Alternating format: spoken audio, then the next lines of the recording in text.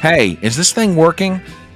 I don't know. It's been a little while since I've done this. I'm not sure if anything's working. I'm not sure if the microphone's working. I'm not sure if the camera's working. I'm not sure if the internet is working. I don't know. I don't know what you call this. But now let me say the following.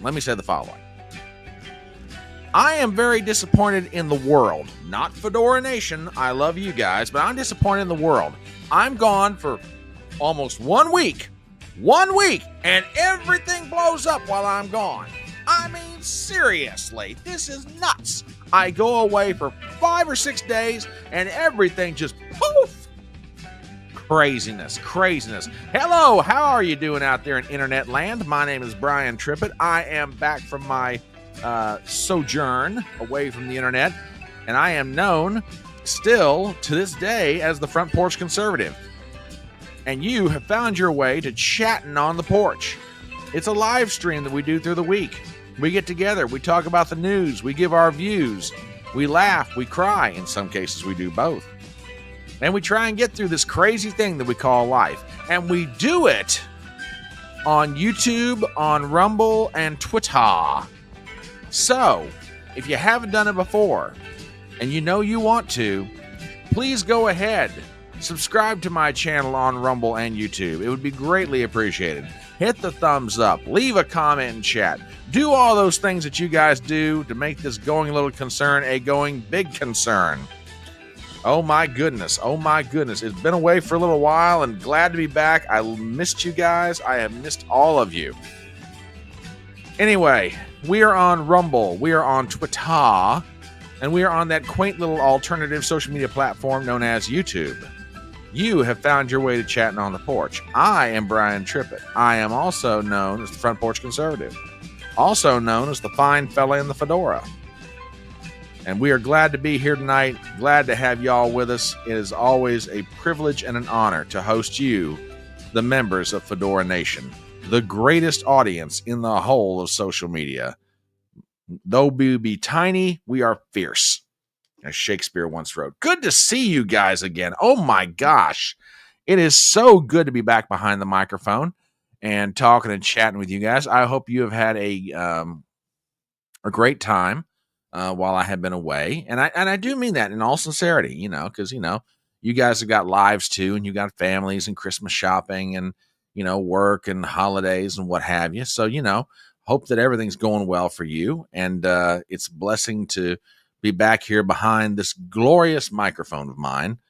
And for myself, I had a wonderful little sojourn. Thursday night, I had dinner with an old friend of mine that I had not seen in years, and we caught up with each other. And from there, I spent the weekend in Cincinnati with someone who is very, very special to me. And with regard to that, who is out there watching tonight, to the lady, I say the following. Anyway, I had one of the most amazing weekends of my entire life.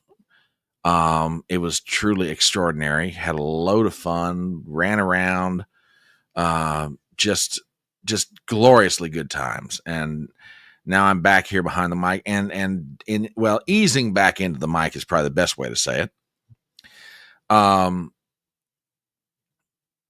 Anyway, no, I just saw something over from the wing nuts on Rumble that just kind of like threw me off there for a second. But yeah, last night I was on Robert Herr's live stream called the Washcast. He invited me on, was very gracious, and I love the guy to death, and we're gonna have him back on here sometime in the spring. I'll tell you what, all those cats, Chris from My Morning Mayhem, Sean from Third Railify, Robert from the Washcast, they are just really good dudes, and I am glad to have gotten the chance to know them. And Leah, if you watch this later, darling, thank you so much.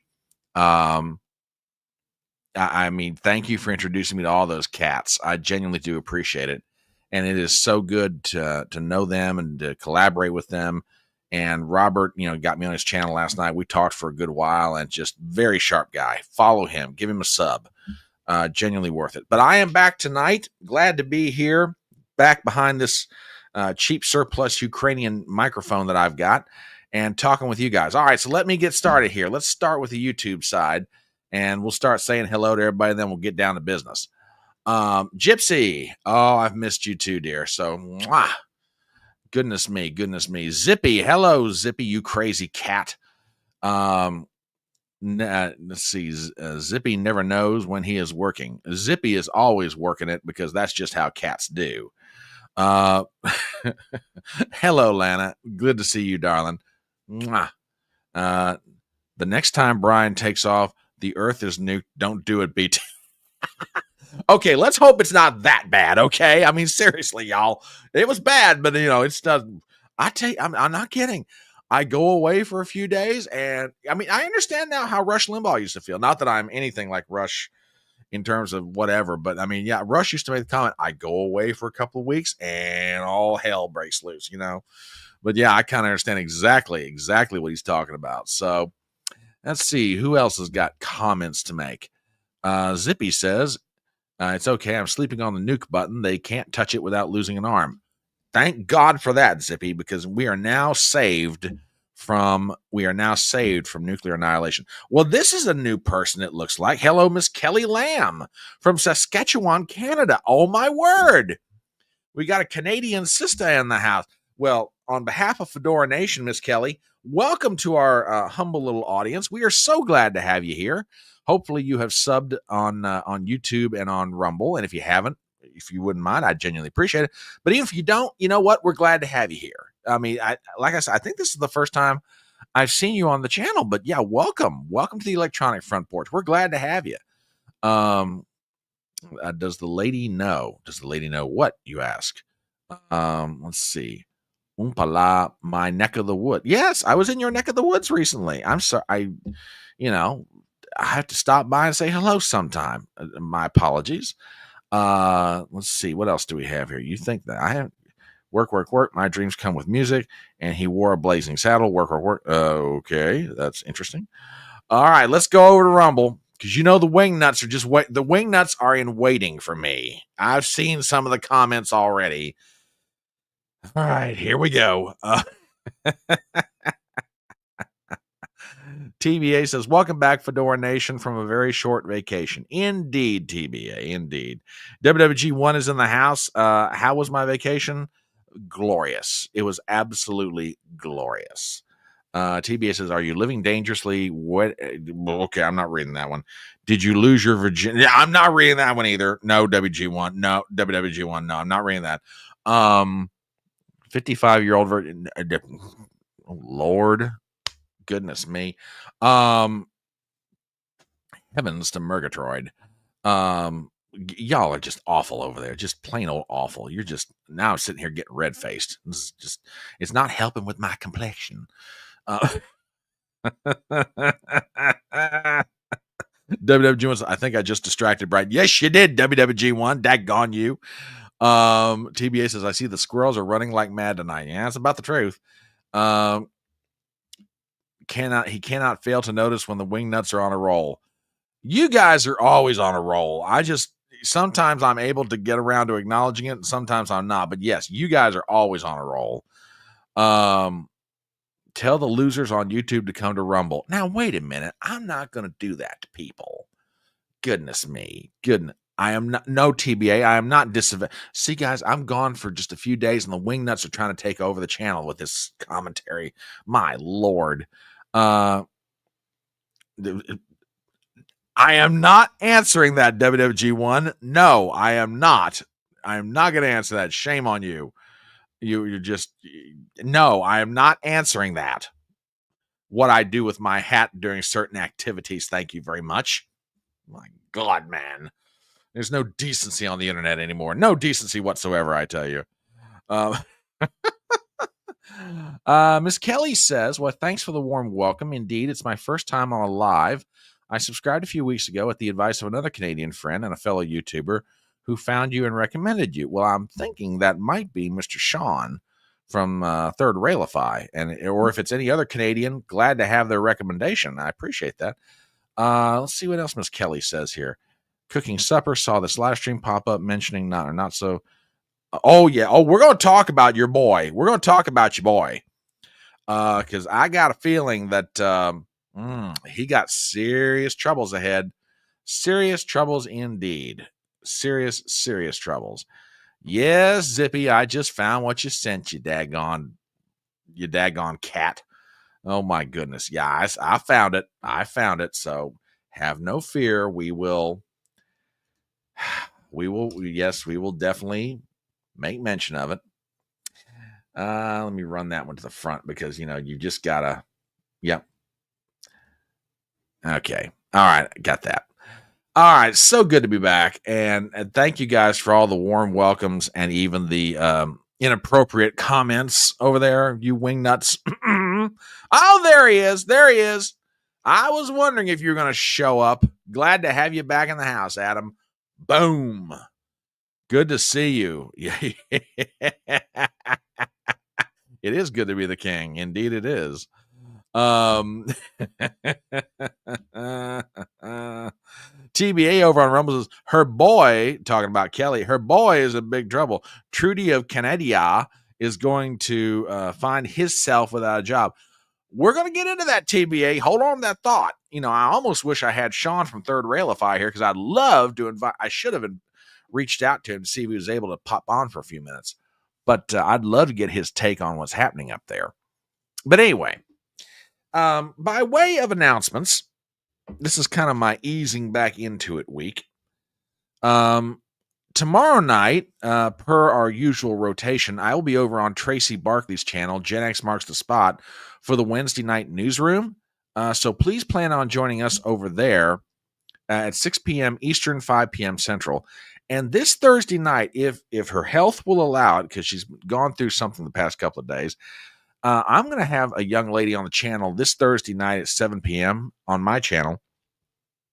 She is a relatively up-and-coming new YouTuber, live streamer, and content creator. Her name is Courtney Brooks. She hails from the Northwest out there. I believe it's Oregon. And she's got a new channel, and it's lighthearted, it's fun, and she and I, been stepping around each other for a while. Nothing bad at all. I mean, I love Courtney to death. I think she's an absolute sweetheart of a girl. And I said, sometime we ought to have you on the channel, and it seems like a good time of the year. So it's Christmas season. Looking for something a little lighthearted, and Courtney, like I said, she is just a peck of fun. So she's going to be here, God willing, this Thursday night, 7 o'clock Eastern. Maybe a little bit different than some of the usual interviews or live streams that I do. But yeah, I'm looking forward to having Courtney here. She's an absolute doll. And you know what?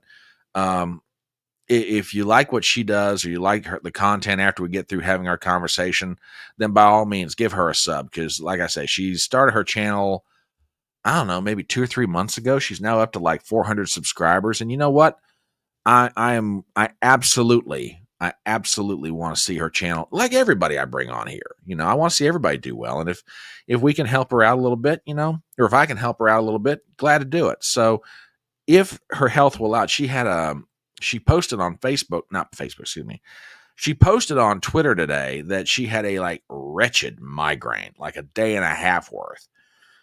And I messaged her and I told her, I was like, look, if come Wednesday afternoon you're still not feeling any better, if you want to reschedule this, that's when she messaged me back and said, no, I'll, I'm gonna do some stuff to try and help this thing out. I think I'm gonna be fully recovered by Thursday. So, she's like, I don't want you I don't want to cancel on you at the last minute.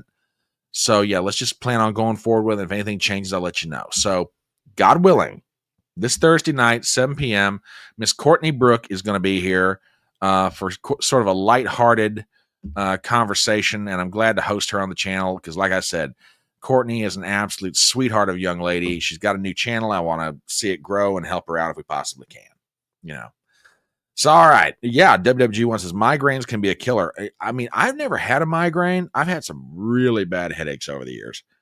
But, for friends, and I have friends of mine who suffer from migraines. And when they get one of them, man, it will absolutely put them down. It's just bad as can be. So, yeah, I feel sorry for the poor girl.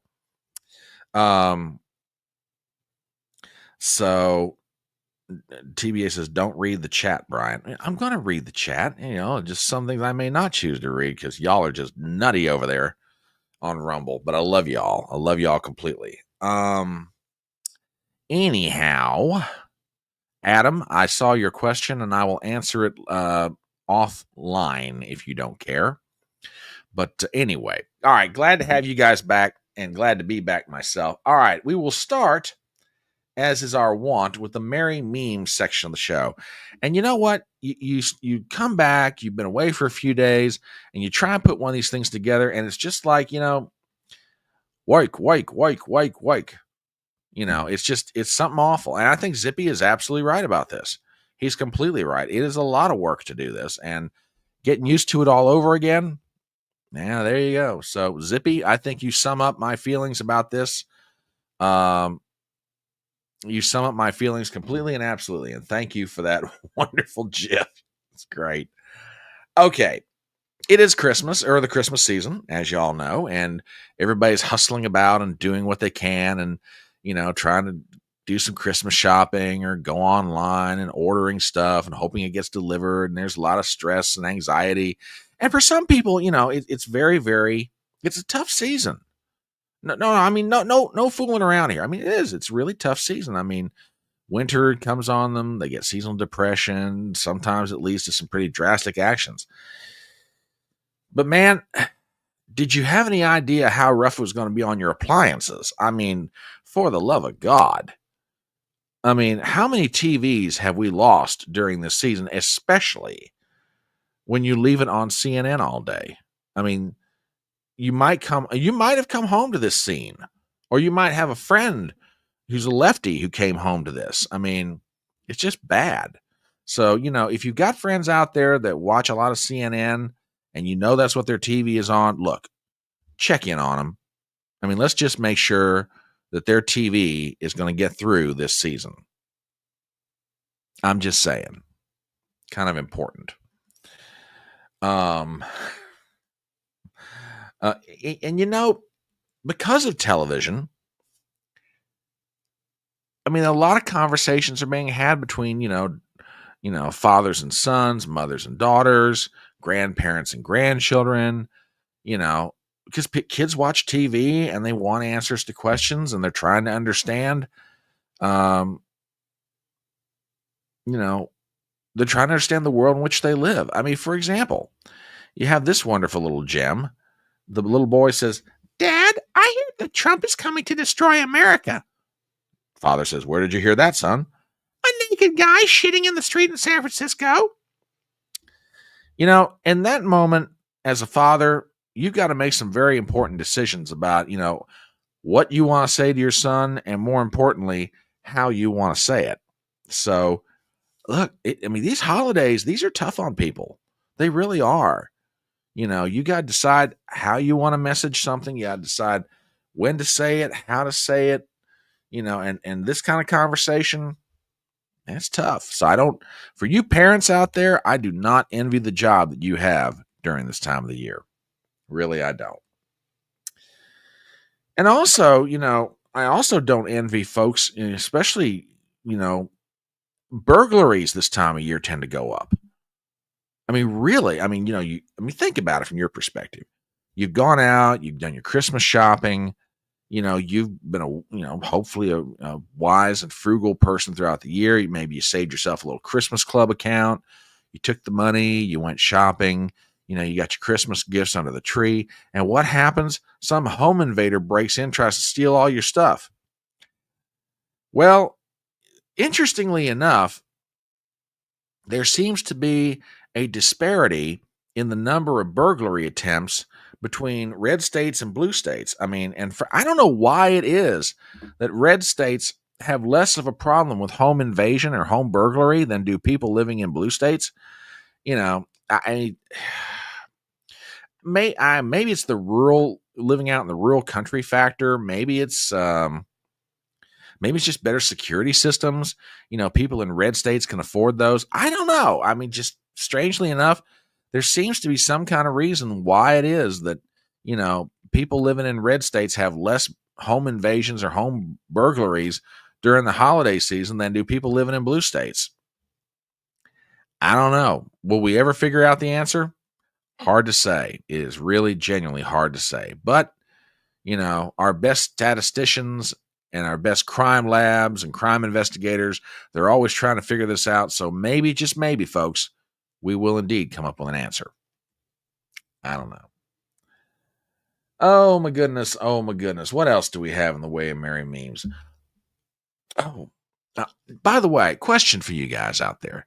Do you guys have a favorite holiday movie? Now, keep that question in the back of your mind for what's coming up next. There's a lot of dispute about what is the ultimate best Christmas movie. Is it Jimmy Stewart in the film It's a Wonderful Life? Is it A Christmas Carol in whatever version of it that you happen to see?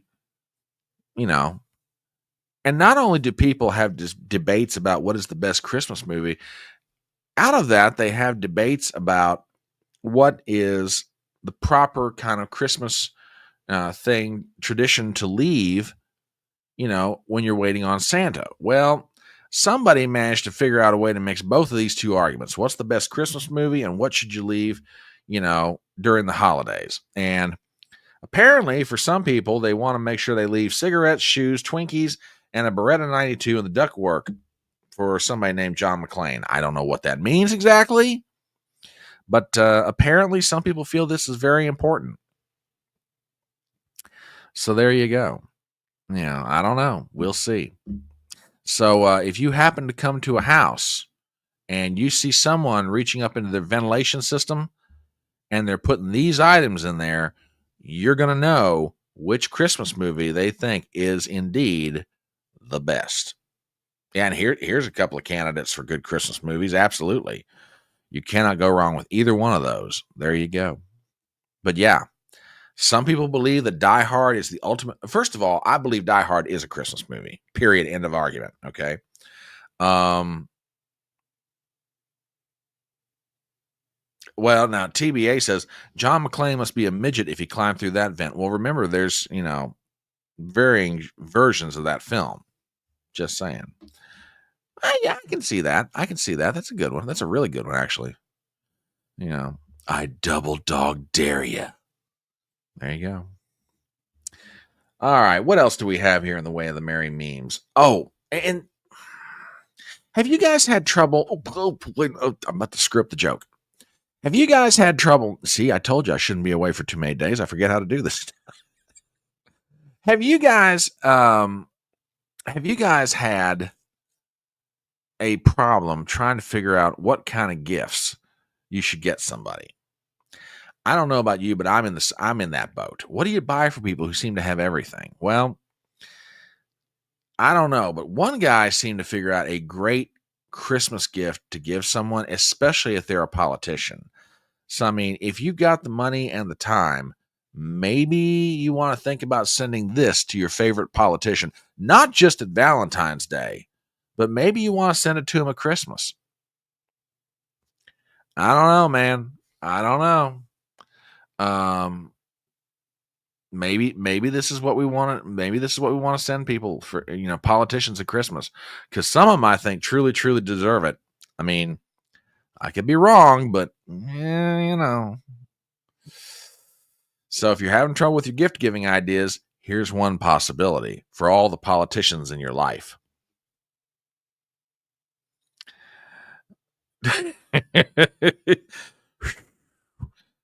That must have been one amazing party, man. That's all I'm saying. That must have been one amazing party.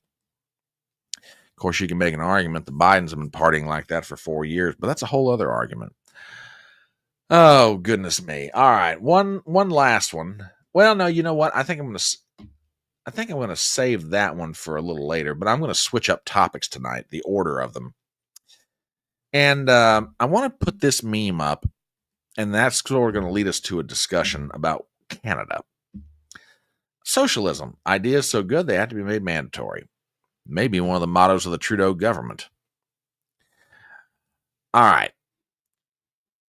I had listed among the topics in the headline that we were going to get into a discussion of Canada. And I tell you what, for all y'all watching out there on YouTube and Rumble and Twitter, I thank you, first of all, for being here.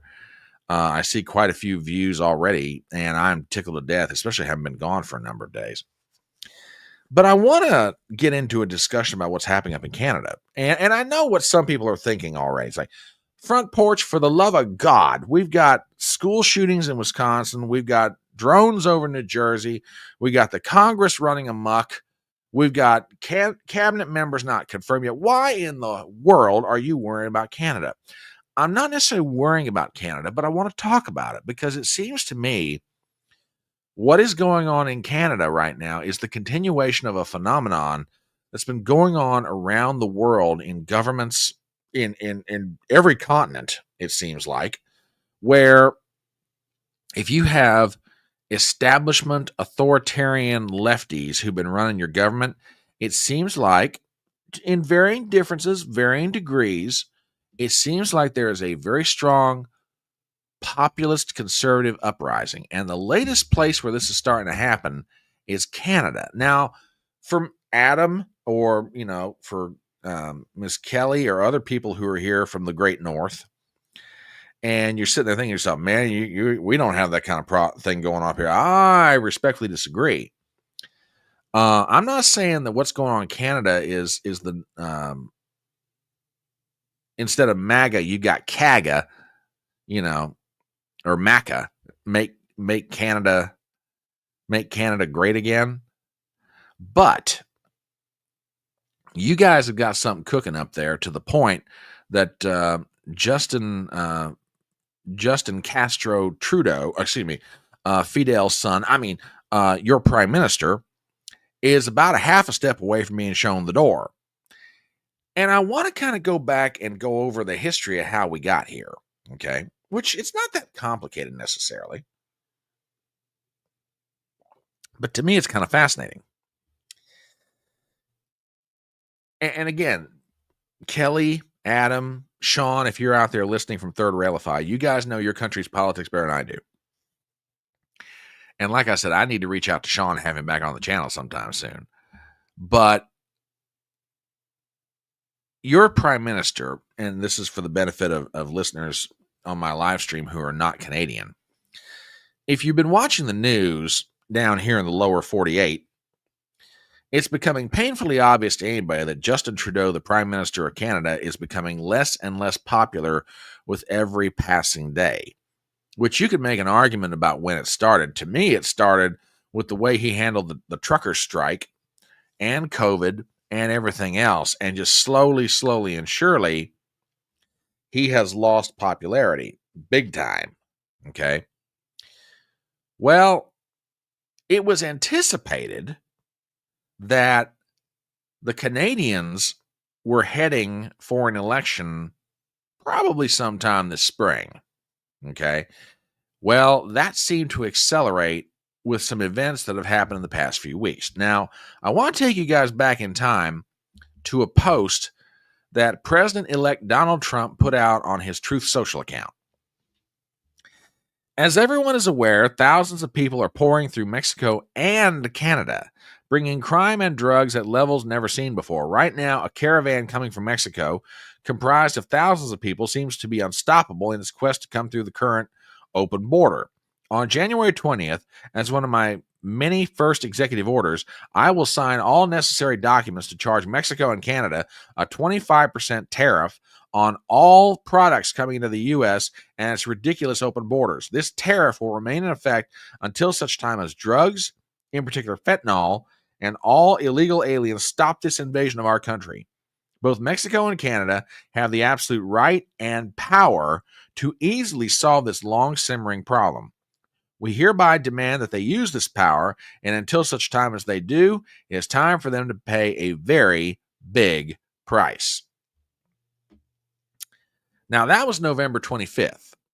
And as you can imagine, politically speaking, it hit the fan, because I'm not going to sit here and tell you that Donald Trump is the E.F. Hutton of politics, but, like the old commercial, when E.F. Hutton talks, people listen. when Trump posts, people pay attention, particularly if they're a president or a prime minister of a country that happens to border the U.S., and most of their economy is dependent upon trade with us. Well, the Mexicans more or less kind of got in line, and, remains to be seen what they're going to do. So, we'll all just wait, see how it all plays out. That said, however, you can make an argument Trudeau didn't handle it very well. Okay. And I'm not going to necessarily, pop everything up here about his visit to Mar-a-Lago and all that stuff, yada, yada, yada. But he didn't handle it well in how he responded to Trump, aside from trying to go down to Mar-a-Lago to kiss the ring, so to speak. Well, over the weekend, everything more or less came to a head in Canada with the following. And this is from Fox News. Canadian finance minister resigns as Trudeau's government popularity flounders. Chrystia Freeland was one of Trudeau's top cabinet loyalists. This is from the Associated Press from yesterday. Canadian Prime Minister Justin Trudeau faced the biggest test of his political career after Finance Minister Chrystia Freeland, long one of his most loyal and powerful ministers, announced Monday she was resigning from the cabinet. The stunning move raised questions about how much longer the Prime Minister of nearly 10 years can stay on in his role as his administration scrambles to deal with the incoming U.S. President-elect Donald Trump. Trudeau's popularity has plummeted due to concerns about inflation and immigration. Opposition leader Jagmeet Singh, whose party Trudeau's ruling Liberals have relied upon to stay in power, called on Trudeau to resign. The main opposition Conservatives demanded an election. Freeland, who was also Deputy Prime Minister, said that Trudeau had told her Friday he no longer wanted her to serve as Finance Minister and that he offered her another role in the cabinet. But she said in her resignation letter to the Prime Minister that the only honest and viable path forward was for her to leave the cabinet. Okay, let's talk about this for a few minutes. It is not unusual, be it in America or any place else in the world, and to see a certain amount of dissension or tension between the elected executive and, various cabinet officers. For example, cabinet officers in America, ministers up in Canada. Okay. But this is almost a tale of he said, she said. Trudeau's saying, I want you to stay on, but I want to give you a different position. She's like, heck no, I can't do it. And you know what? I'm actually inclined, not that I think that Chrystia Freeland is all that good, much better than Trudeau. From everything I've read about her, she's just about cut from the same cloth. However, I can say I can respect what she's doing, and I'll tell you why. I've got a copy of her resignation letter here. It's going to be small print for you guys on the screen, but I'm going to read this, or at least parts of it, and I want you guys to hear what she's saying. So I'm going to pop this up, and hopefully, it comes through somewhat cleanly. I wish I could enlarge it a little bit more, but it is what it is. But I'll read it to you guys.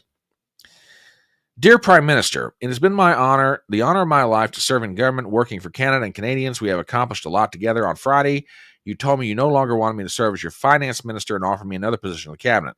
Upon reflection, I have concluded that the only honest and viable path for me is to resign from the cabinet.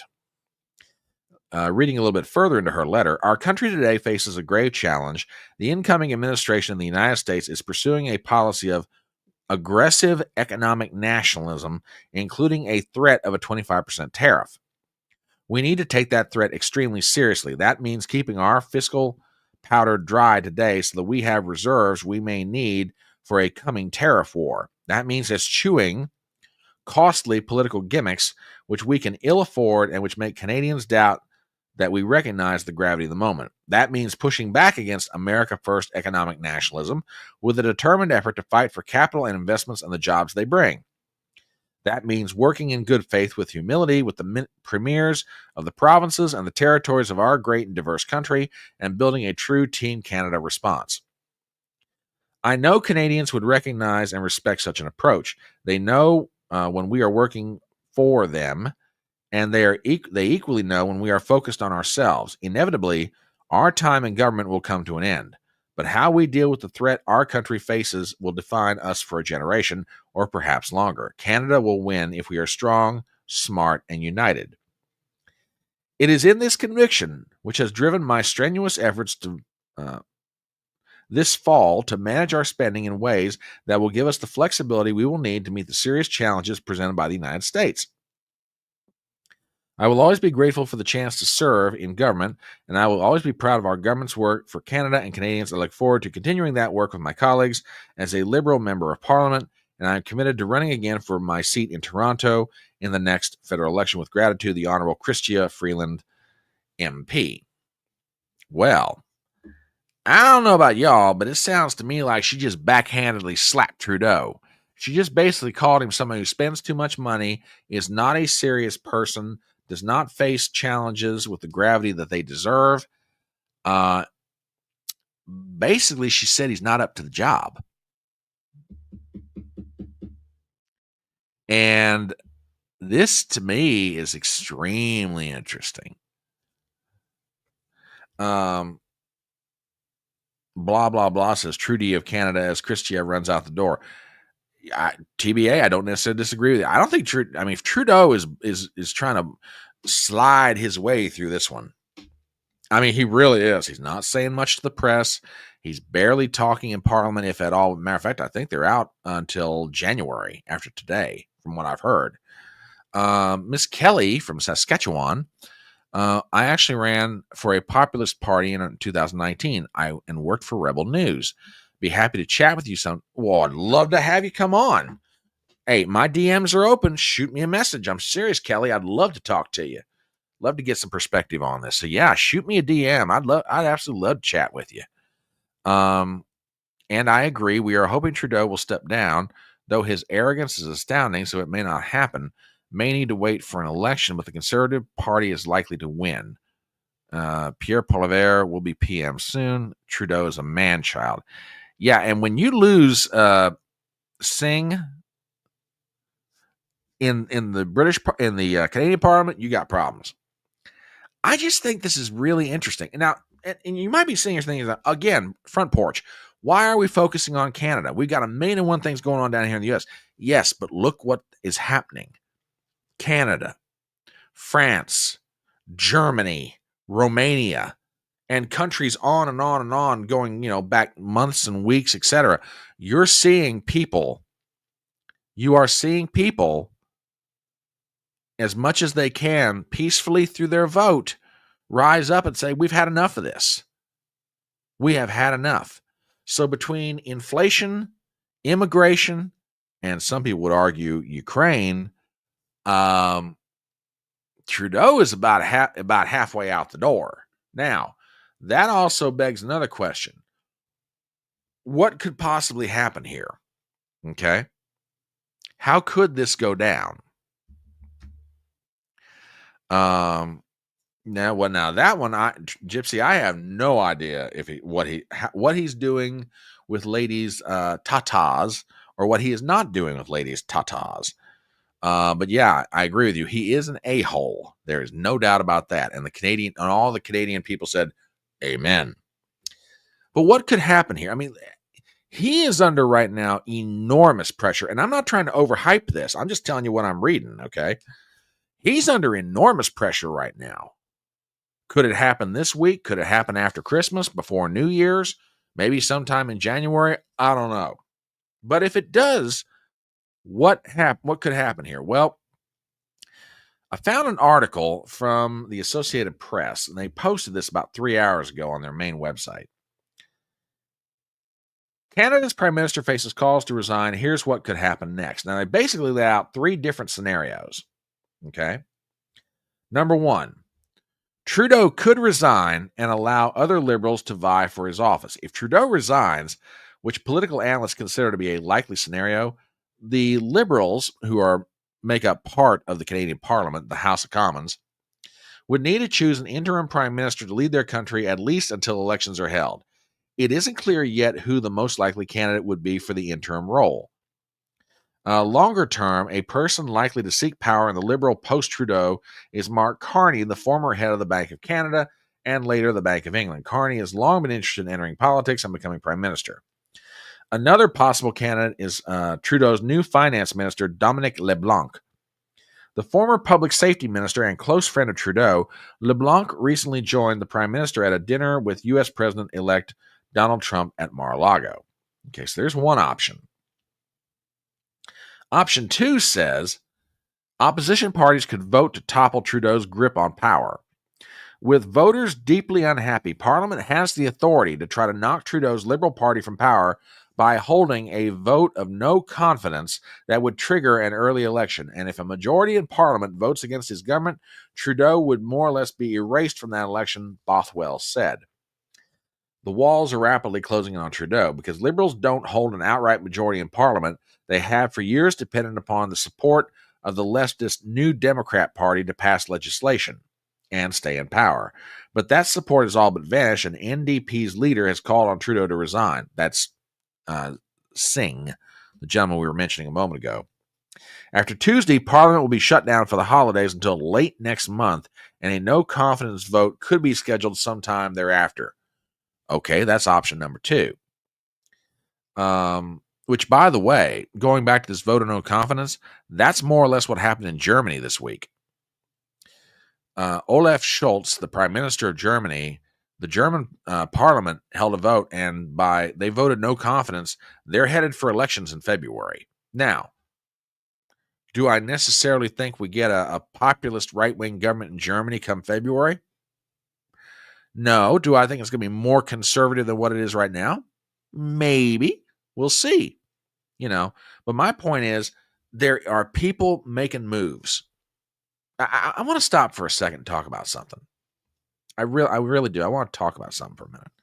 And I'm not trying to get on a soapbox or get preachy here, but I think that sometimes we forget something that's very important. And we all need to remember, myself included, by the way. And that's this. There are events that happen in the world, but those events don't happen except that people cause them to be. What am I talking about? An individual man goes to a polling booth in France, and he takes a vote. Maybe he's a veteran of a foreign war. Maybe he's just a retiree. Maybe he's living on a fixed income. Who knows? But somewhere in his mind, he has decided to engage in civic duty because he loves his country and loves his government. Members of Parliament in Germany took a vote of no confidence. In Canada, you got, ministers of Parliament, which again, you can get into all kinds of questions about their motives. But my point is this: these things that are happening in the world are happening because people, you, me, your neighbors, your friends, are saying, I love my country wherever they may be in the world. And they're like, I can't watch my country go on like this. Now, does it mean that everything gets better and, everything is just, wine and roses after the vote is taken? No, because it took a long time for some of these countries, us included, to get to these points that we are right now. And it's going to take a long time to turn them around. But there seems to be a commitment that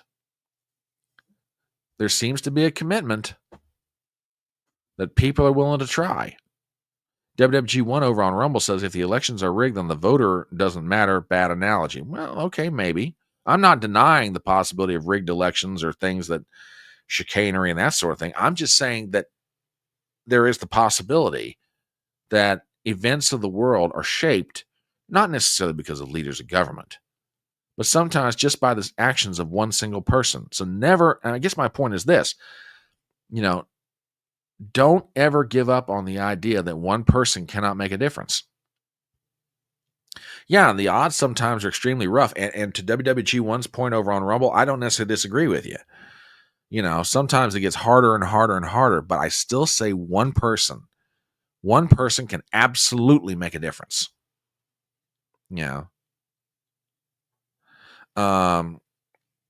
Oh, well, we're going to get into some of that too. That's still, we'll get to that. Hold on that thought, Gypsy. TBA says the leaders of governments around the world are being forced out of office because they are evil. Thank you for that contribution. I absolutely agree. Excuse me. But yeah, I mean, I guess the point I'm trying to make is never let yourself be convinced that one person cannot make a difference. Because one person finds they're united with another person, and those two people are united with two more people. And those four become 8, and those 8 become 16, and on and on and on it goes. You know. So yeah, I think it's an amazing time in the history of the world. It truly is. And I think that's what's fascinating me about what's going on up in Canada. That and the fact that I think Trudeau's a schmuck and I want to see him thrown out. But laying aside my otherwise cynical views on the matter, you get my point. What's happening in Canada is a continuation of what's been going on around the world for weeks and months, and in some cases, years. Now, like I said, it doesn't mean that with every election, the good guys always win, however you want to define the good guys. Okay. But I'm just saying there seems to be a move afoot that people are like, nope, we can do better. We can do better. And again, for every nation that works out a little bit differently. But it is something to think about. All right, back to that article from the AP, and then we'll wrap this up. So that's option number 2. They can have a vote of no confidence. Option 3.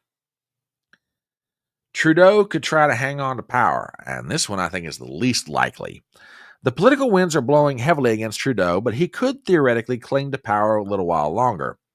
While a growing number want him to resign, one longtime supporter, Liberal lawmaker James Maloney, said Trudeau has the support of his base in Parliament. If Trudeau's Liberal Party survives a no-confidence vote in the coming months, an unlikely scenario, the next federal election could be held is October the 20th. The odds of an election much sooner than that have gone up. Quote, I would expect an election in late spring unless Trudeau decides to dissolve Parliament and dives into an election well before then, Wiseman said. With the Liberals' grip on power fading, experts say the best they could hope for in the next election is to hold the Conservatives to a minority government that would be reliant on other parties to pass legislation. The latest polling from Nanos has the Conservatives leading the Liberals 43-23, suggesting Conservatives could win a majority of the seats. So there you go. That's where we be. So yeah, this gets really, really interesting. And like I said, I know we've got our troubles down here in America and we've got a lot of things to focus on. So, we'll see what happens. We'll see what happens. TBA says our Cincinnatus and Ypsilantis are with us. You got to know your history. If Trudy clings to power much longer, he'll be hung in an Ottawa square by his own people. Why on earth we trust any polls? They are notoriously wrong. I don't disagree with any of that, TBA. Don't disagree with a bit of it. Yeah, like Donald Trump was down by 3 points to Kamala Harris in Iowa. Thank you, Ann Seltzer, which, by the way, we'll talk about that this weekend because that's a story and a half. I've never heard of a pollster getting sued by a politician before, but, it is America under Donald Trump. Anything can happen. All right, I tell you what, let's move to a different compartment of the train. But before we do, to kind of get me back into the rhythm of how I do this stuff, if you all would not mind, if you're relatively new to this channel, or if you're an old timer, maybe you just haven't done it yet. I shouldn't call you an old timer. I should say you're a seasoned social media watcher. But regardless of whether you are new or old or anywhere in between, would you do me a favor? Subscribe to my channel. What is my channel? Well, it's very simple. My name is Brian Trippett, and on social media, I'm known as the Front Porch Conservative. I got a channel on Rumble, and I got a channel on YouTube.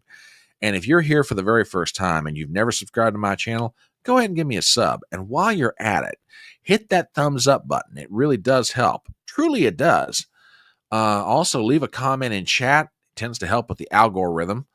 And, if if you wouldn't mind, share the link around with your friends. We're trying to grow this little channel into something and make it good. This is my first time here. Who is this guy in the funny looking hat? Says WWG. Oh, you've been here before. Don't give me that. Eesh. There's a reason, ladies and gentlemen, why I refer to the Rumble chatters as the wingnuts. Here is a perfect example. Anyway, no, we love all you guys, whether you're on Rumble or whether you're on YouTube or on Twitter. So yeah, if you're not subscribed to the channel, if you would not mind, give me a sub. I would genuinely appreciate it. 26 away. Yeah, 26 away. I would love to get there by the end of the year. It would be great. And would be absolutely fantastic. So 26 away. That's where we're at. Anyhow. All right, let us shift conversations to a topic that has been on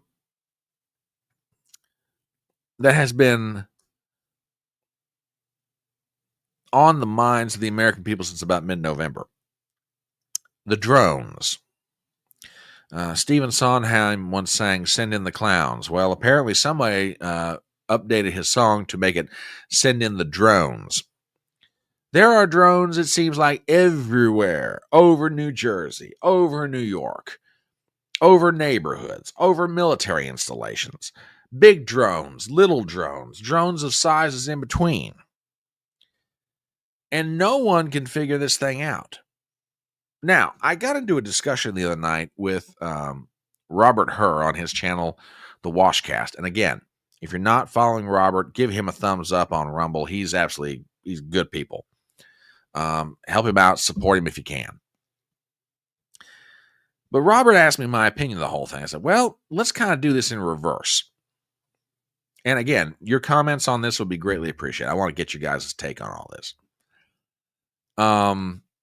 TBA says, there are no drones over my neighborhood. I'm feeling left out these days. I'm so sorry, TBA.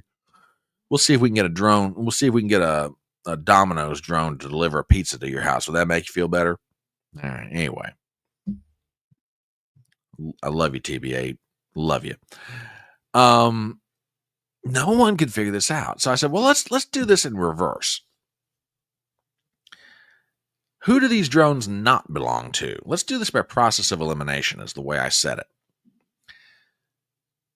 Apparently they don't belong to the state of New Jersey, because New Jersey is looking at the feds going, would you guys like to tell us what the hell is going on? Of which, by the way, the Department of Homeland Security is telling them nothing. All right. The drones don't seem to belong to the state of New York, because the state of New York is looking back at the feds going, yeah, we're kind of like New Jersey. Y'all want to tell us what's going on? So they don't belong to New Jersey and they don't belong to New York. All right. And apparently they don't belong to any local jurisdiction inside of New Jersey or New York, because somebody would have stepped up and taken credit for this. Okay.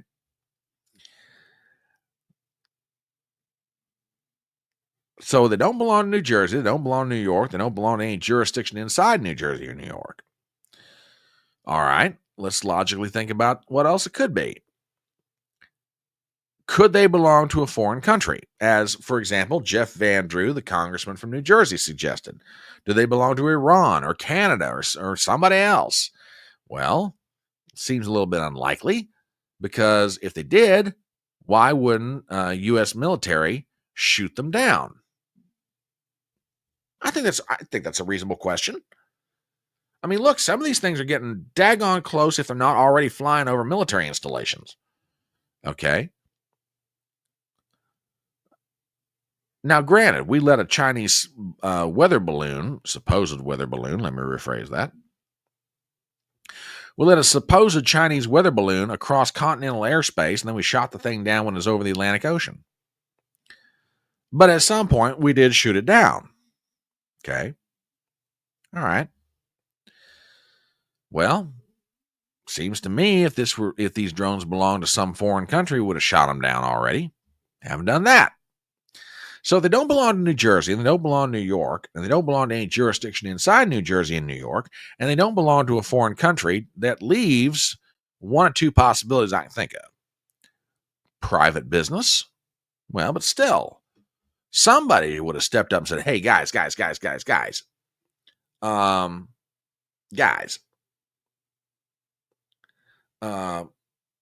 you know, sorry to panic everybody, but we're doing some testing, yada yada yada.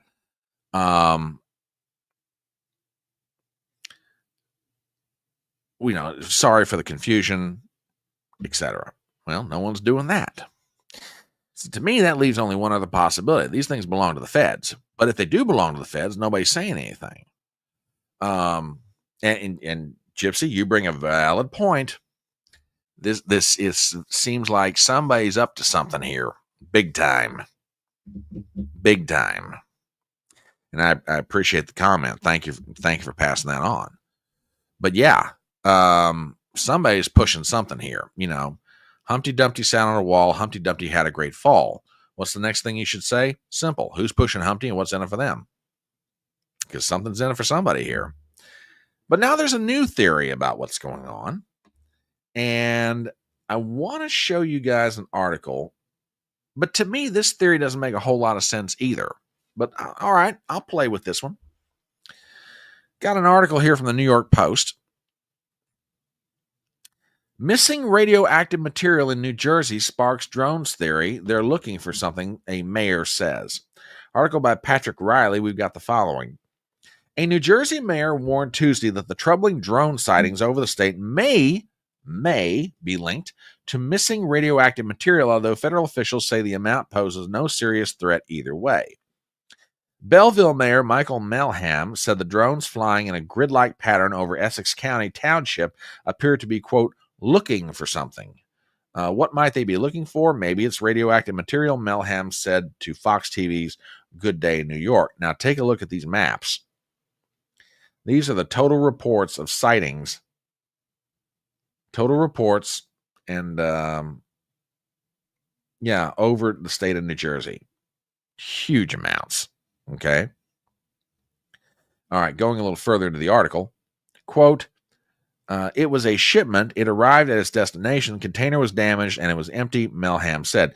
The U.S. Nuclear Regulatory Commission issued an alert earlier this week regarding a piece of medical equipment used for cancer scans that was, quote, lost in transit December 2nd while being shipped from the NASA Cancer Center in Newfield in Gloucester County in southern New Jersey. The device, an Eckert and Ziegler model HEGL-0132, was to be properly discarded, but its shipping container arrived at the destination damaged and empty, the agency said. The item, known as a, quote, pin source, contains a tiny amount of the radioactive chemical germanium-68, which is used in PET scanners to calibrate accuracy. The radiation source is deemed less than a Category 3 on the International Atomic Energy Agency scale, which means it is very unlikely to cause permanent injury to individuals or contain a very small amount of radioactive material that would not cause any permanent injury. Okay. Well, Kelly, thank you for being here. And yes, send me a DM. We'll schedule something. I'd love to have you on.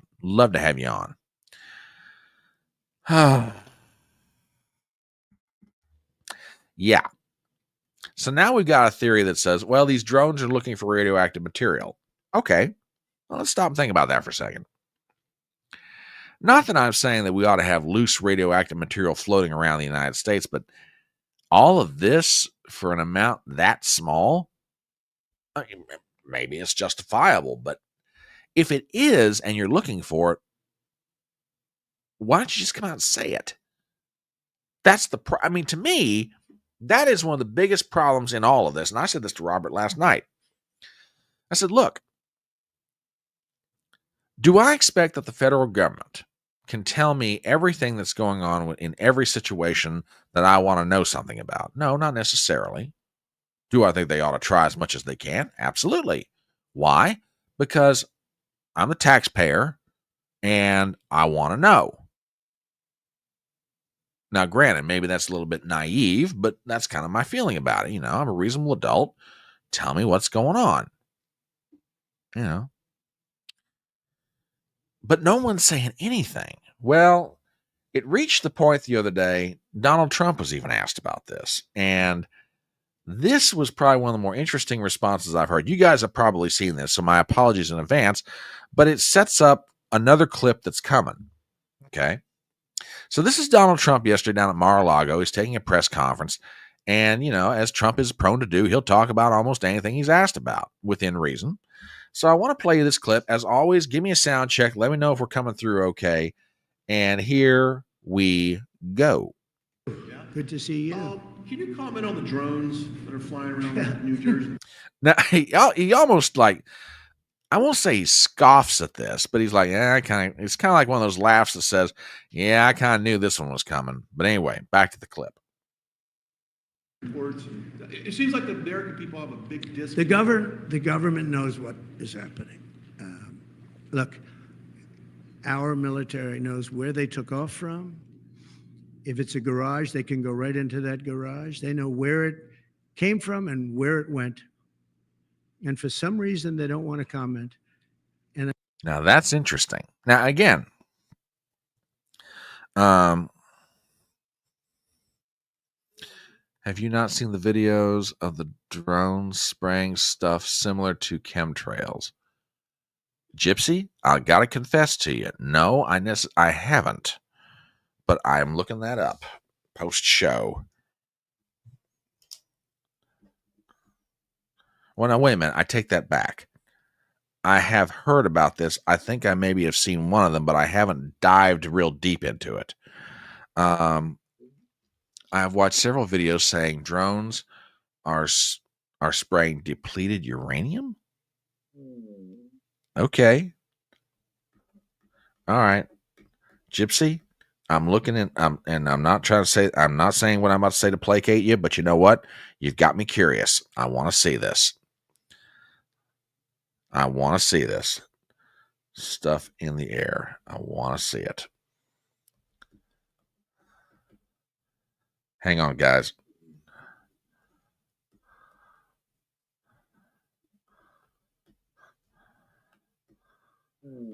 Okay. Sorry about that. So the government, according to Trump, knows what these are. They know where they're taken off from. They know, if they would have come out of a garage, we could absolutely track it to the source. So here's some more of Trump's comments. And I think they'd be better off saying what it is. Our military knows and our president knows. And for some reason, they want to keep people in suspense. I can't imagine it's the enemy, because if it was the enemy, they'd blast it out. Even if they were late, they'd blast it. Something strange is going on. For some reason, they don't want to tell the people, and they should, because the people are really, they happen to be over Bedminster. You should know the They're very close to Bedminster. I think maybe I won't spend the weekend in Bedminster. Wise move, by the way.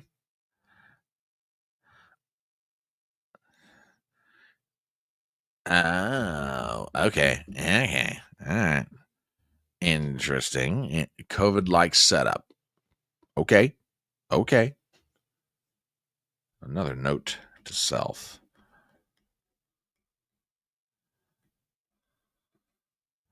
Thank you, Gypsy. TBA over on Rumble says, Jay Anderson, breaking: New Jersey drones are federal operations.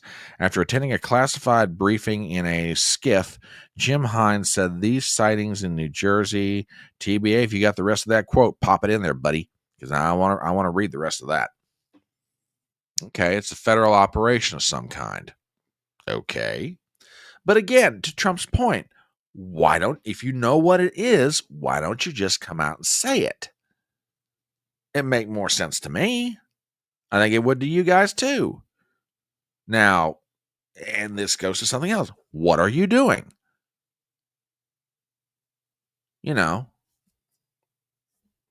This is how they will deploy the next coup. Well, let's hope not. But yeah, I can see why you would say that. Okay, TBA's got these sightings in New Jersey, Connecticut, and anywhere else being cited are federal government operations, according to Jim Himes, who is Democrat congressman from Connecticut. Okay. All right, then again, I asked the question, and TBA, thank you for popping that in. I appreciate it. Then I asked the question. All right, if Trump's right, and the federal government knows what this is, the president Biden knows what this is, our military knows what this is. Why is no one saying, well, yeah, and I have heard this same thing as well. I've heard this very same, and I'm not discounting it, by the way. I am. Let me back this off for a second. I'm not necessarily going to come here tonight and say, yeah, I got all the answers on the drone thing. Okay. I'm like everybody else. It's like, I mean, I just have basic questions here. Okay. Very basic questions. And to me, what's going on with all this is an evidence of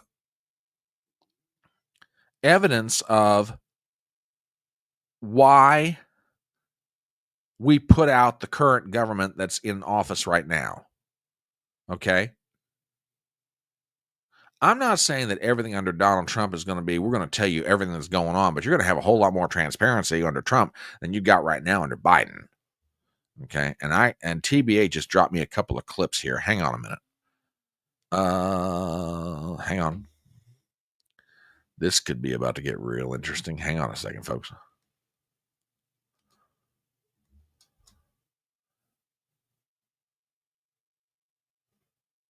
Okay.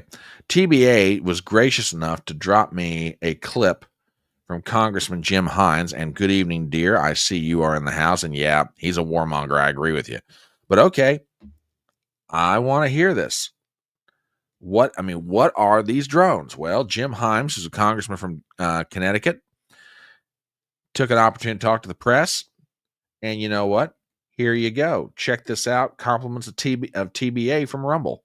These sightings in New Jersey, Connecticut, anywhere they're being cited, are federal government operations, and they are not. We were assured, and we asked this question over and over and over again. They are not federal government operations to sniff radiation, gas, recovery, anything else. Number two, they remain committed to their message that there is zero evidence of laws being broken by any of these drones. And the context here was the fact that when Josh and I live probably equidistant from Midtown Manhattan, the New York metropolitan area is some of the most crowded airspace in the world, with Newark, Teterboro, White Plains, LaGuardia, Newark, JFK. There is a lot of commercial aircraft in the air, general aviation aircraft in the air. There are 800,000 registered drones in this country, and then millions and millions of many unregistered drones. Because if you have a drone that weighs less than about half a pound, that need not be registered. Okay. So they have, all right, supposedly according to Himes, it's nothing. No big deal. It's a federal operation. Then tell us what the hell's going on. You're feeding people suspicions. You're feeding into fears. And I'm not talking about anybody in this audience, by the way. I mean, you guys are as level-headed as all get out. Don't get me wrong. I love you all to death. But come on. Look, if this is a federal operation, fine. Then tell us what it is. Because everybody knows what's going on. If you guys were trying to do this in secret, forget it. The secret's out. Hate to tell you, but everybody knows there are drones flying around all over New Jersey and New York. You can't hide this any longer. Everybody can see it. So come on. Why? Why are you doing this? And the fact you're not telling the American people is just making this worse. I got a cut. Let's see. Who else? Did somebody... Here, I got something from... Who provided this? This is another one from TBA.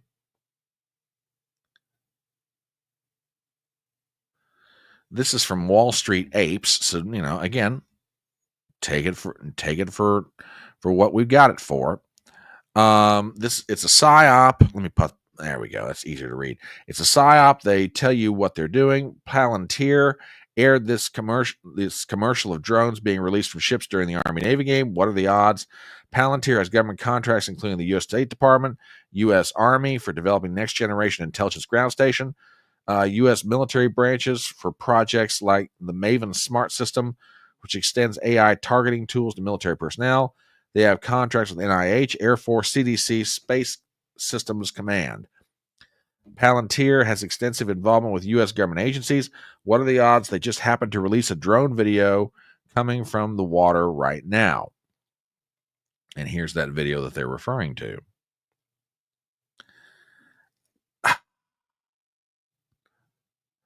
Interesting point. I'm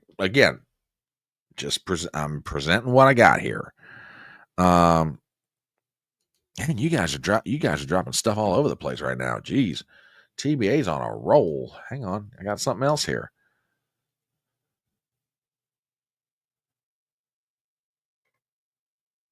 What was this?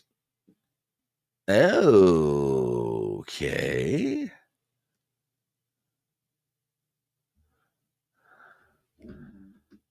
I'm dropping this one in chat on both sides.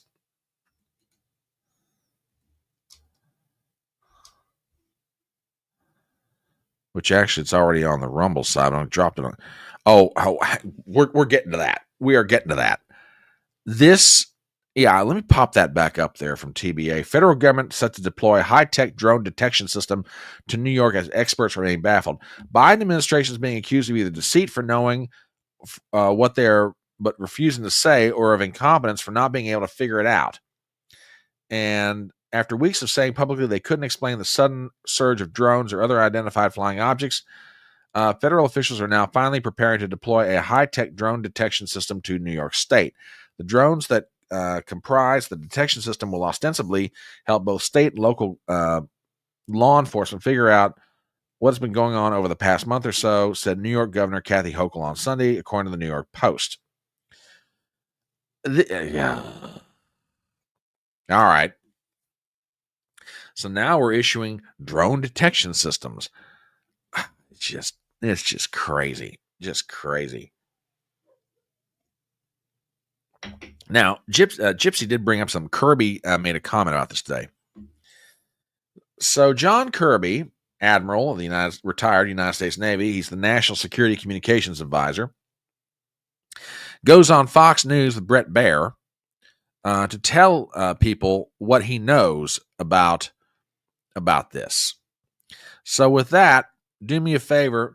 Now we have a response. So Trump makes his statement yesterday. Now here comes the feds. What are they saying about this? Well, check it out. You hear all of these officials. You've heard a lot of concern, a lot of coverage. Where are you tonight on this? As we look at the information we've got, Brett, and we've now examined some 5,000 different sightings, we've added detection capabilities, additional observers. As you and I stand here today, to date, our assessment is that this is lawful, legal, commercial, hobbyist, and even law enforcement aircraft activity. Some of it's manned, some of it's unmanned. We absolutely acknowledge that a lot of these are probably drones, but they're flying legally, and it is legal to fly drones in non-restricted airspace as long as you're registered with the FAA. And there's thousands and thousands of these kinds of flights every single day. I think there's more than 1 million drones that are registered with the FAA just in the United States alone. But all right, hold it. I'm calling BS on this. Look, you guys know me. I'm one of the most reasonable people in the world. Okay. Joe over on Rumble says John Kirby's a terrible liar. He's easy to see through. Joe, in this case, I absolutely do not disagree with you. You guys know me. I'm a fairly reasonable person. Okay.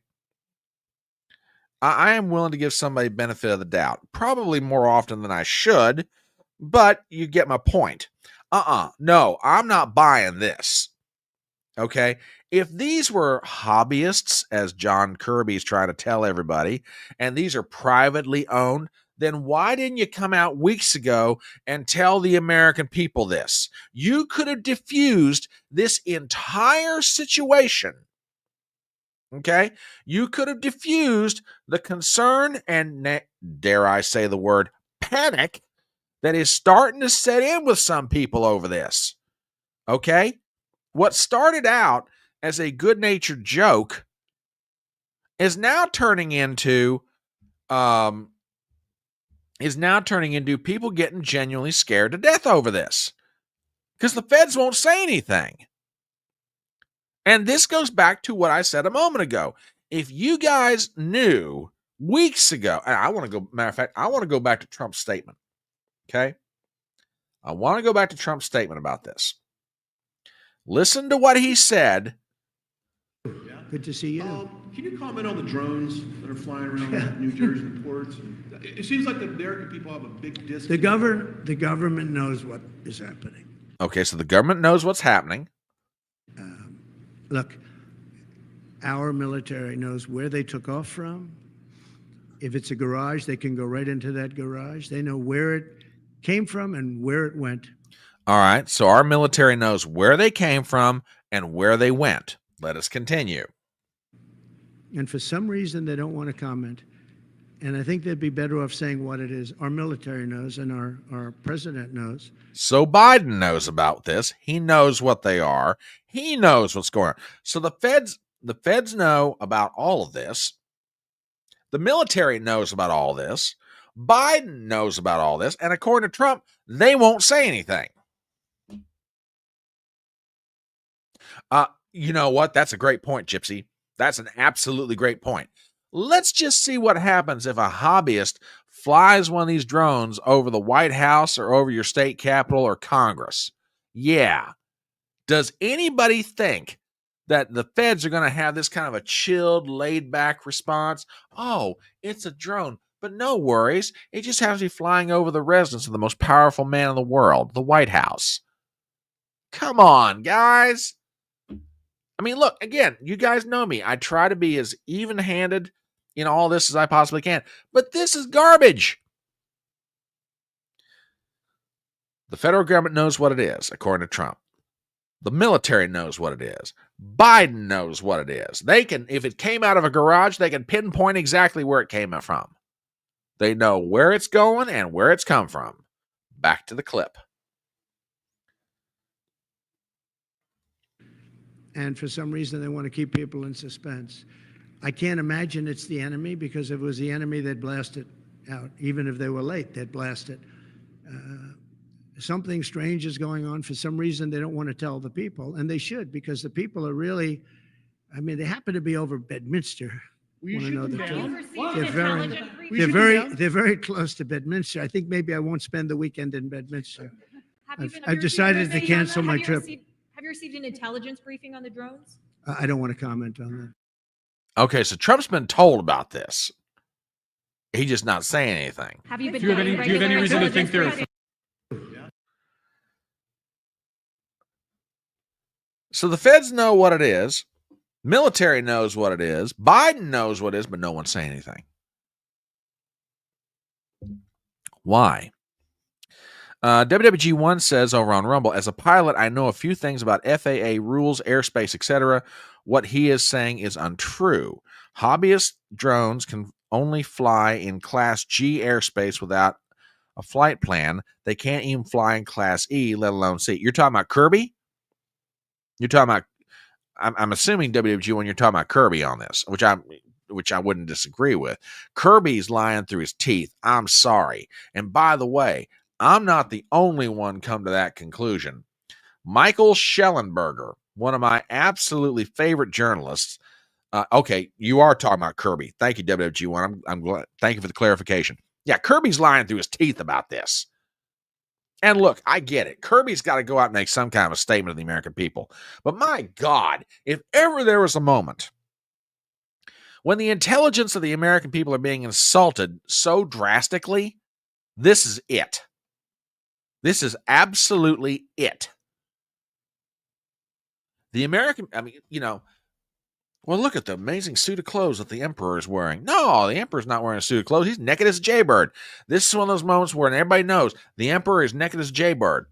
The feds are trying to sit there and say, oh, well, they don't belong to, these are private hobbyists. Really?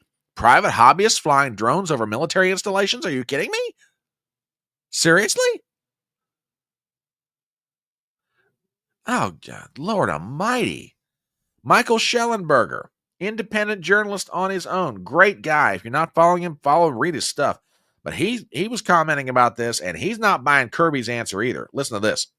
Last week, you had both DoD spokesperson John Kirby and Mayorkas, the head of DHS, insist emphatically that there had been no drone flyovers over U.S. military bases. Well, that night, actually on Friday night and then Saturday morning, there was a flyover of the Wright-Patterson Air Base in Ohio. And in fact, it's been widely reported. So it's curious why they said that yesterday. Then Kirby came out and said, well, of course, we all know that there'd been these drone flyovers. He also said on Friday to Martha McCallum, he said, Kirby said, that they were investigating these cases. And then yesterday, he said that they had closely examined 5,000 cases.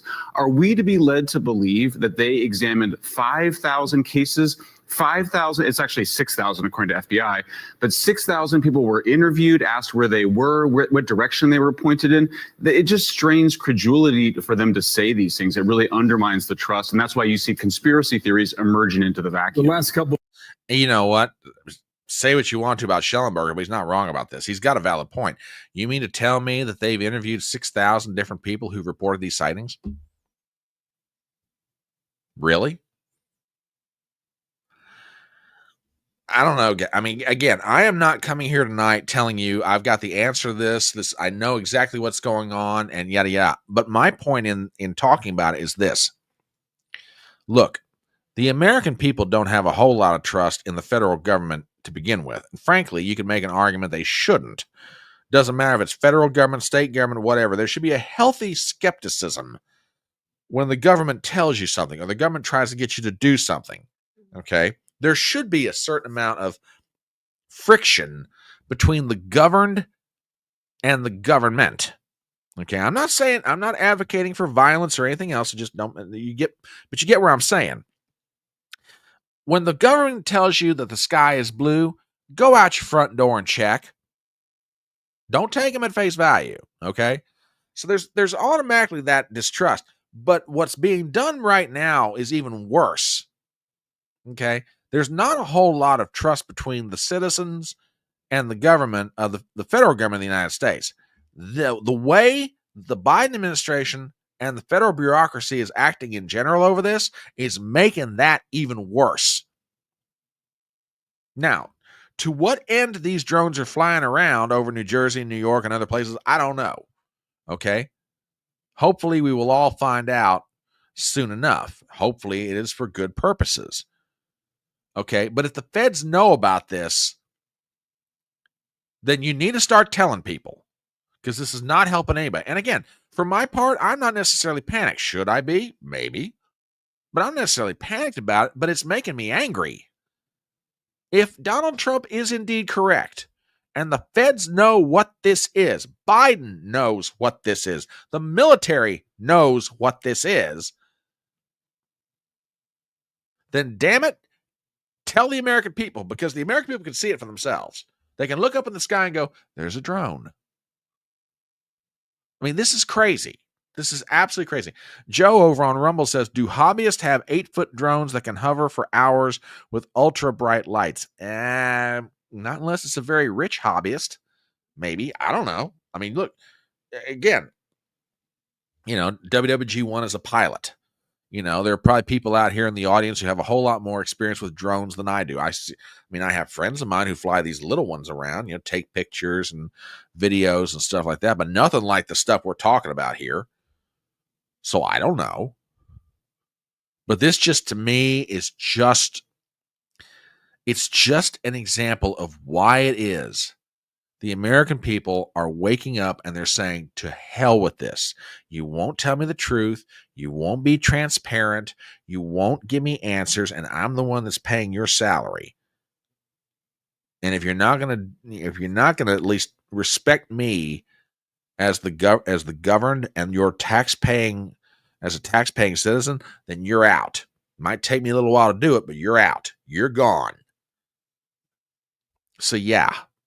And people in Washington, D.C. and the intelligentsia and the journalistic community, they can't seem to understand.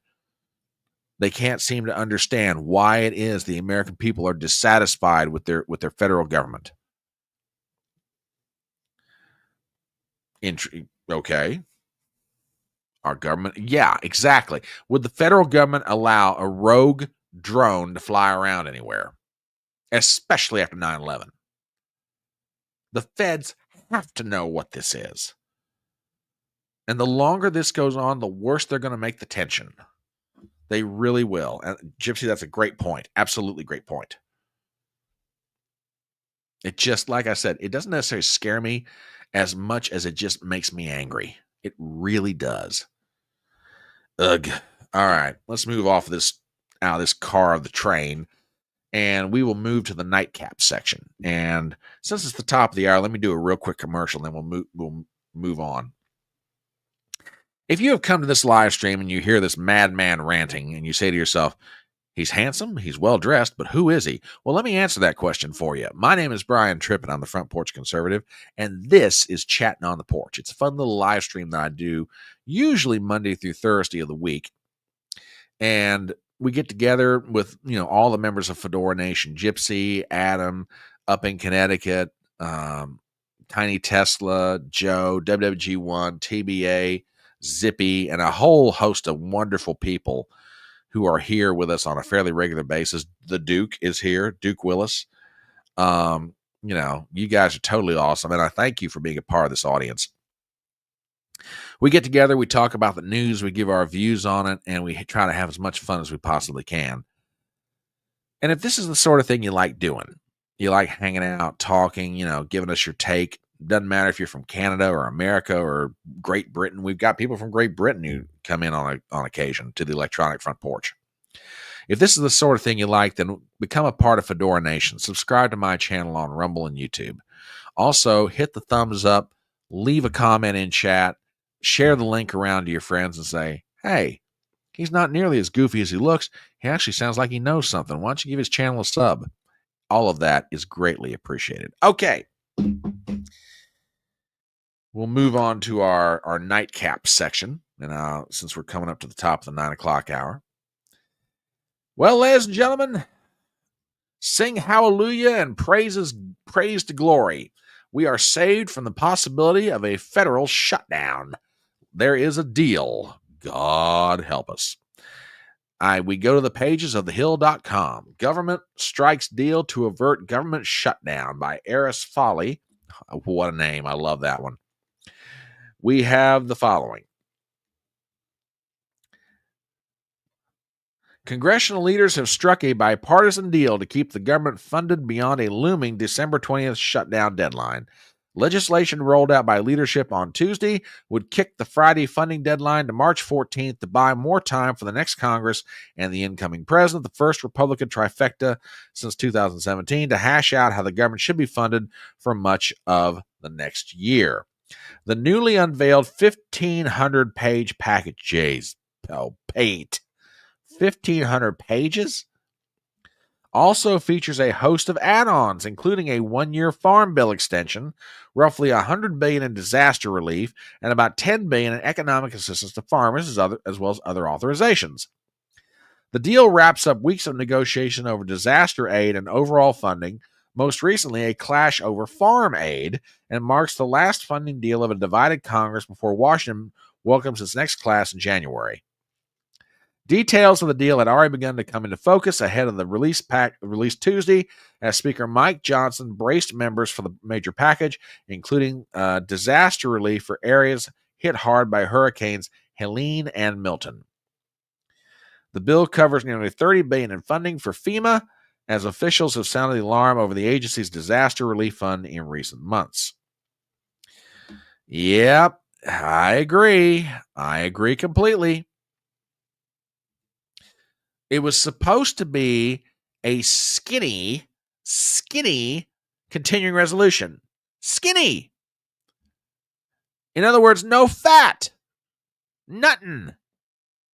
Just enough to get Trump in and he can start working on everything. What do? They treated it like a Christmas tree. A little ornament here, and a billion there, and a billion there, and a billion there. And all of a sudden, now we got this thing overloaded. 1,500 pages. That's right. That's right. This is the same Mike Johnson who said he would never vote for an omnibus bill. Yes, that Mike Johnson. Absolutely. Joe over on Rumble says, shut it down until January 20. You ain't getting an argument from me, brother. Well, we've got a comment from old Mike Johnson about why they did some of this. So you know what? Let's put it up here. As if we don't have reason enough to dislike the federal government, here you go, buddy. Mr. Biblical Worldview, Mr. Watching Out for the Taxpayer. Yeah, right. Let me talk briefly about the funding of the government. The CR is coming together. Bipartisan work is ongoing. We're almost there. It's government. It's government. Guberment. Government. Learn to pronounce it correctly, Johnson. I know you're from Louisiana, but still. We worked really hard to achieve consensus on a bill that responsibly funds the government into March of next year. It'll go to March 14, and that date was chosen because it coincides with the calendars of the House and Senate, and it makes sense for us to get the appropriations done. But our aim is to do it early in the year, not wait till March, and all the appropriators and the people in the committees of jurisdiction are already working to do that. We've been working around the clock to get the CR done. It was intended to be, and it was until recent days, a very simple, very clean CR, stopgap funding measure to get us into next year when we have unified government under the Republican Party. But a couple of intervening things have occurred. We had, as we say, as we describe them, acts of God. We had these massive hurricanes, as you know, in the late fall, Helene and Milton and other disasters. We have to make sure that the Americans that were devastated by these hurricanes get the relief they need. So we are adding to this a disaster relief package, and that's critically important. Also important is the devastation that is being faced by our farming community. The agriculture sector has really struggled. They've had effectively 3 lost years, and commodity prices are a bit of a mess, and you've got input costs that are skyrocketed because of Bidenomics. Okay, enough of this twerp. Well, yeah, snake is probably more appropriate. He's a twerp. It just... Look, they'll vote on this thing before Friday. If Johnson is true to his word, he will give people the chance to read this thing as opposed to just jamming it through. I'm dying to find out what's in it. Okay. Yeah. How much is going to Ukraine? Is there any money in here for Ukraine? Kind of like to know. Folks, we're going to survive this, but there are days like this you just go, oh my God. Anyway. All right, I tell you what, it's 9 o'clock. Let's bring this train into the station. Like I said, guys, it is so good to be back. I've missed you. I really have. I've missed you guys a lot. And I needed some days away for various reasons. And, you know, I missed you guys, and I'm glad to be back. And as always, I've said before, and I'll say it again, you are the best audience on the internet. And tonight, you have proven why. And I genuinely do mean that. I love each and every one of you. Doesn't matter if you're from Canada or America or wherever. We love you, and we're glad you're here. And WW says, I missed your hat. Is that all you missed of me? Just my hat? Seriously? Oh, fine. I see how it is, WW. You just love me from a hat. That's all. Fine. I get it. Nothing else, just the hat. Anyway. No, I've missed you guys a lot, and we're going to try and get this thing back on a regular schedule, so to speak. But anyway, love you guys very much. Remember, tomorrow night, 6 p.m. Eastern, 5 o'clock Central, I will be on Tracy Barkley's channel. Gen X Marks the Spot. And Gypsy, you naughty thing, you. I'm getting all flustered. Anyway, this audience, I tell you. Tomorrow night, 6 o'clock, I'll be on Tracy's channel. Gen X Marks the Spot. We'll be doing the Wednesday night newsroom. And like I said, God willing, if her health will allow it, Courtney Brooke will be here this Thursday night, 7 p.m. Eastern. So I love you guys. Thank you so much for being a part of the best audience on the internet. You guys are awesome. And in the meanwhile, remember those words of that great philosopher, Tom T. Hall, when he said, It's faster horses, younger lovers, older whiskey, more money. See you tomorrow night on Tracy's channel. Gen X Marks